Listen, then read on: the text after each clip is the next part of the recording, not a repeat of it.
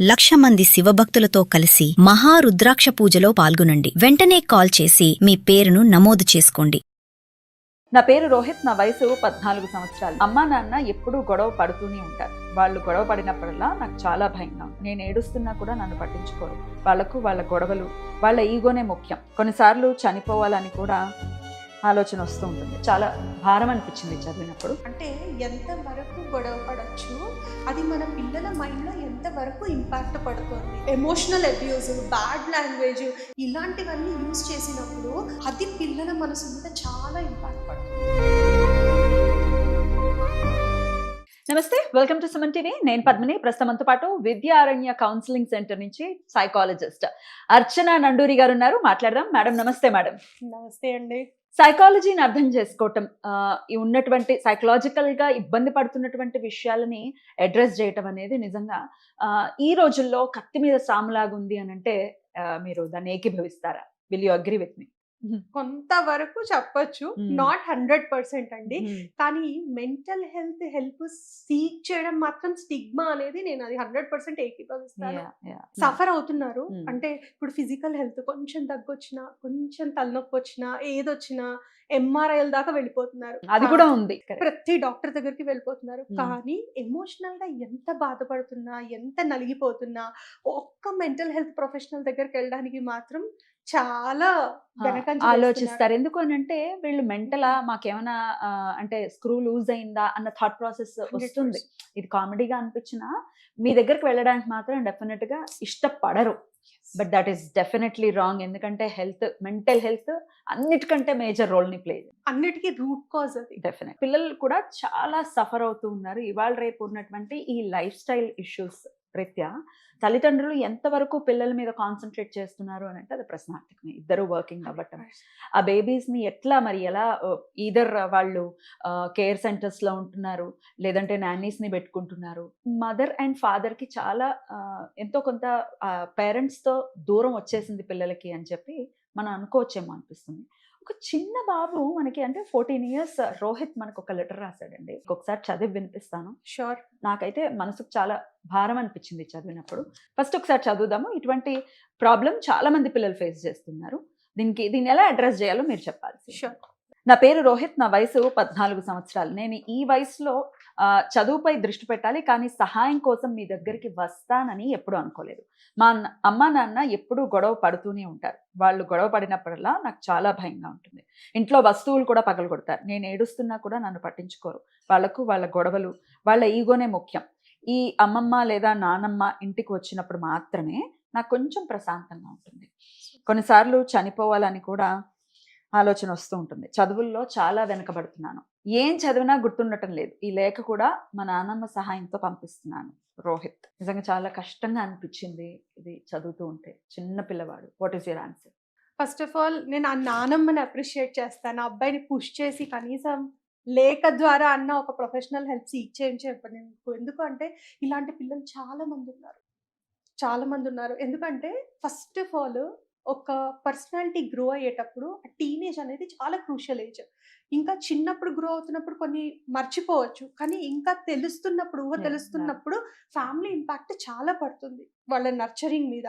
అలాంటప్పుడు వాళ్ళు ఏమి చెయ్యలేని స్థితిలో ఉంటారు, కానీ చెయ్యాలి అనుకునే ఊహ తెలిసిన స్థితిలో ఉంటారు. కరెక్ట్.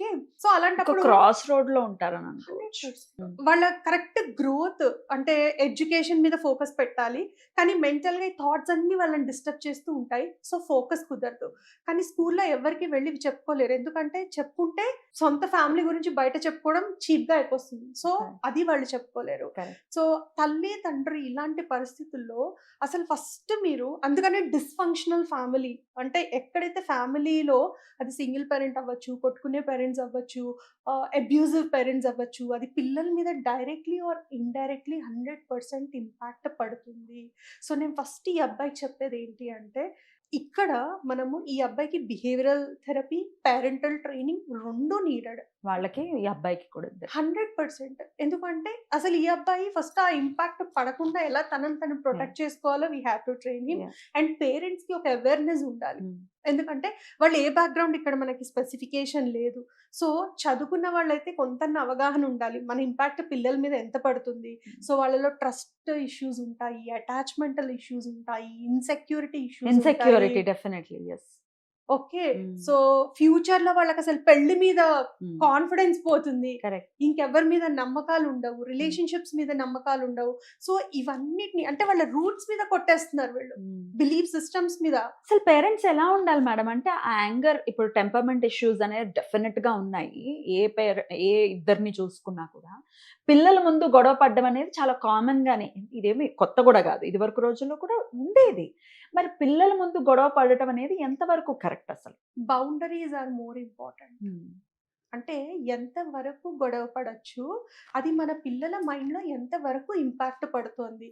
అంటే అమ్మ నాన్నని హామ్ చేస్తారా, నాన్న అమ్మని హామ్ చేస్తారా, ఇది ఎంతవరకు వెళ్ళిపోతుంది, వాళ్ళిద్దరూ సపరేట్ అయిపోతారా, లేకపోతే నా జీవితం ఏమైపోతుంది, నేను ఎవరి దగ్గర ఉండాల్సి వస్తుంది, ఇంతవరకు పిల్లల ఆలోచనలు వెళ్లే వరకు మీరు గొడవ పడుతున్నారా?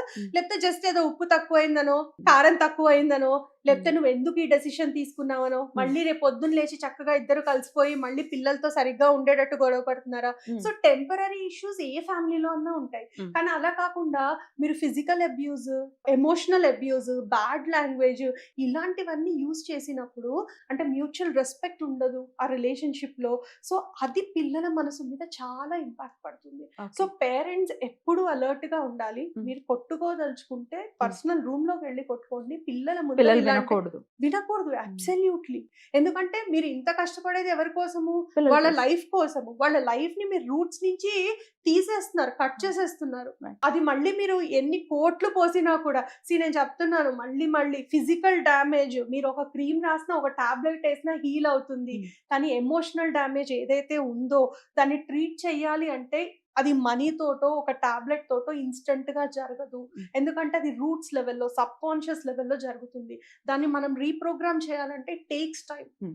ఆల్రెడీ ఇటువంటివి సఫర్ అవుతూ ఉన్నారు, ఇటువంటి ఫేస్ చేస్తూ ఉన్నారు, వాళ్ళకి ఎట్లాంటి ట్రీట్మెంట్ ఇస్తారు మీరైతే? దీనిలో కాగ్నిటివ్ బిహేవియరల్ థెరపీ అని ఉంటుంది. పిల్లలకి కాగ్నిటివ్ బిహేవియరల్ థెరపీ అని ఉంటుంది. సో అంటే ఎలా అలాంటి ఎన్విరాన్మెంట్ లో how they need to stay strong, how to improve their concentration. And కానీ ఇది ఇంత చేసినా కూడా ఆ లెవెల్ ఆఫ్ మెచ్యూరిటీ ఉండాలి. కాబట్టి దీంట్లో parental counselling is must and should. అయితే ఇందులో మనం పిల్లల్ని చెక్ చేసుకుంటాము, వాళ్ళ యాంగ్జైటీ లెవెల్స్ ఎంత ఉన్నాయి, డిప్రెషన్ లెవెల్స్ ఎలా ఉన్నాయి, చిన్న అసెస్మెంట్స్ కండక్ట్ చేసి ఆ ఇంటెన్సిటీ పెరిగిపోయినప్పుడు వాళ్ళ ట్రీట్మెంట్ లెవెల్స్ ఎన్ని సెషన్స్ పట్టచ్చు ఏంటి అనేది important. Parental counselling is must and should.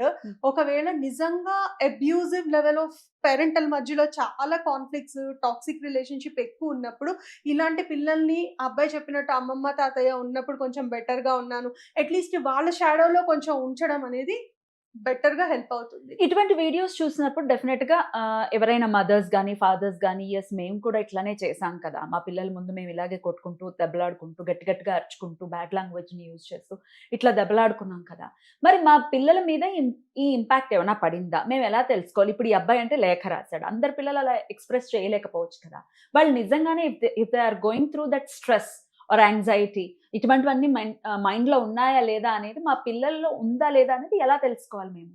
Most of the times I keep mentioning always have a family meeting. కనీసము మీరు ఎంత ఆక్యుపైడ్ ఉండి ఎంత బిజీ ఉన్నా కూడా 2 weeks కి వన్స్ అన్నా కూడా ఒక ఫ్యామిలీ మీటింగ్, అంటే మీ ఫ్యామిలీలో ఉన్న పేరెంట్స్ అండ్ కిడ్స్ అందరు కలిసి ఒక చోట కూర్చోండి. అండ్ పేరెంటల్ చైల్డ్ కూర్చున్నప్పుడు ఫ్యామిలీ మీటింగ్ హోల్ పర్పస్ వచ్చేంటి అంటే listening to the other person. Okay, అంటే మనం డిఫెన్సివ్ మెకానిజం యూజ్ చేయకూడదు. Suppose you are my child, నేను మిమ్మల్ని అడుగుతాను, ఏ నాన్న నీకు నాతో ఏమైనా కన్సర్న్స్ ఉన్నాయా, నీకు స్కూల్లో ఏమైనా కన్సర్న్స్ ఉన్నాయా, పిల్లలతో ఏమైనా కన్సర్న్స్ ఉన్నాయా? సో ఎప్పుడైతే సపోజ్ యూ టెల్ మీ అమ్మ నువ్వు నన్ను ఇలా తిడుతున్నావు అనగానే if at all I start justifying it, ఇందుకోసం తిడుతున్నా, నేను అలసిపోయా, నేను అది చెప్పకుండా ఓ నీకు ఇలా అన్నప్పుడు బాధ అనిపిస్తుందా, ఓకే నేను ఐ మేక్ షూర్ దట్ నేను నిన్ను ఇలా అనకుండా ఉంటాను. సో అంటే నేను listening, so I need to assure my child that నేను లిజనింగ్ మోడ్ లో ఉన్నాను. సో ఆ 15 days వన్స్ అన్నా మనం కనీసం లిజనింగ్ అష్యూరెన్స్ అనేది ఆ చైల్డ్ క్రియేట్ చేయగలగాలి. అప్పుడు ట్రస్ట్ ఇష్యూస్ అనేవి డెవలప్ అవుతాయి, అసలు ట్రస్ట్ అనేది వస్తుంది. బాండింగ్ అంటే నా ఆ. పేరెంట్స్ నేను చెప్పేది వింటారు, నేను ఎక్స్ప్రెస్ చేసుకోవచ్చు. అలాగే ఆ టేబుల్లో మన టర్న్ కూడా వస్తుంది. వచ్చినప్పుడు మనం చెప్పొచ్చు, నాన్న నేను ఆఫీస్ నుంచి వచ్చాక కలిసిపోతాను, మీరు ఇంట్లో ఎక్కడ వస్తువులు అక్కడ పడేసినప్పుడు ఐఎమ్ గెట్టింగ్ ఎగ్జాస్టెడ్, అప్పుడు నాకు కోపం వస్తుంది, మీరు ఆ పని చెయ్యకండి, this is my request to you. కానీ వాళ్ళు చెప్పినప్పుడు we shouldn't go into defensive mode. మన టర్న్ వచ్చినప్పుడు ఎక్స్ప్రెస్ అవర్ సెల్ఫ్. ఇది ఓన్లీ కిడ్స్ తోటే కాదు, స్పౌస్ తోటి కూడా ఇదే మెకానిజం అనేది మనం అప్లై చేయాలి. సో దట్ ఇలా ఎక్స్ప్రెషన్ మూలంగా స్లోగా వాళ్ళ మైండ్ లో ఏం నడుస్తున్నాయి, వాళ్ళ స్ట్రెస్ లెవెల్స్ ఉన్నాయా, మనతో వాళ్ళకి ఏమైనా క్లాషెస్ ఉన్నాయా, వాళ్ళు మనతో ఏమైనా ఇబ్బంది పడుతున్నారా అనేది ఈజీగా మనం అండర్స్టాండ్ చేసుకోవచ్చు. ఏ ఏజ్ పిల్లల నుంచి మనం స్టార్ట్ చేయొచ్చు మేడం ఎటువంటి అంటే అడగడం, తెలుసుకోవటం ఎప్పటి నుంచి అసలు మొదలు? ఫస్ట్ క్లాస్, సెకండ్ క్లాస్ నుంచి స్టార్ట్ చేయొచ్చు. అంటే సే ఒక 6 years నుంచి. అబ్సల్యూట్లీ. అంటే వాళ్ళు కమ్యూనికేట్ చేయగలుగుతున్నారు, అమ్మా నాకు ఇది భయంగా ఉందో, నాకు ఇది ఏదో సమస్య ఉందో అని చెప్తున్నారు అని అంటే మనం వాళ్ళతో కమ్యూనికేట్ చేయాలి. అబ్సల్యూట్లీ. ఇప్పుడు Gen Alpha kids are absolutely they are more expressive in nature, more matured. Okay, మనకంటే ఎక్కువ లాంగ్వేజ్ వాళ్ళకి వస్తుంది కాబట్టి we can set and talk to them. Right. So ఇట్లా పిల్లలు డెఫినెట్ గా మీరు ఇందాక అన్న మాట 100% కరెక్ట్. ఏ తల్లిదండ్రులైనా బతికేది పిల్లల కోసమే, వాళ్ళ భవిష్యత్తు బాగుండాలని. కానీ తెలియకుండానే రూట్ లెవెల్ నుంచి వాళ్ళని మనం చాలా ఇబ్బంది పెడుతున్నాము అనేది అర్థమవుతున్నటువంటి అంశం. సో డెఫినెట్గా ఒక సైకియాట్రిస్ట్ దగ్గరకో, సైకాలజిస్ట్ దగ్గరకో వెళ్ళాలి. అటువంటి పరిస్థితుల్లోనే ఉన్నాం మనం. రకరకాల లైఫ్ స్టైల్ చేంజెస్ వల్ల డెఫినెట్గా లైఫ్స్ మారిపోయాయి. సో అదేమి నామోషి కాదు. ఇట్లాంటి ఒక ఎక్స్పర్ట్స్ దగ్గరికి వెళ్ళటం అనేది ఎంత బ్యూటిఫుల్ గా ఎక్స్ప్లెయిన్ చేశారో తెలుసా. స్ట్రైట్ టు ద హార్ట్ మీరు చెప్పిన మాటలన్నీ కూడా నిజంగా ప్రతి తల్లిదండ్రులు ఆలోచించాలి. ఇంత అంటే 14 ఏళ్ల పిల్లాడు ఇంత సఫర్ అవుతున్నాడు అంటే మీ పిల్లలు కూడా ఒకవేళ అలా సఫర్ అవుతున్నారు అని అంటే అది మీదే అవుతుంది తప్పు. సో డెఫినెట్ గా ఆలోచించండి, ఎక్స్పర్ట్స్ దగ్గరికి వెళ్ళండి, సమస్యల నుంచి బయటపడండి.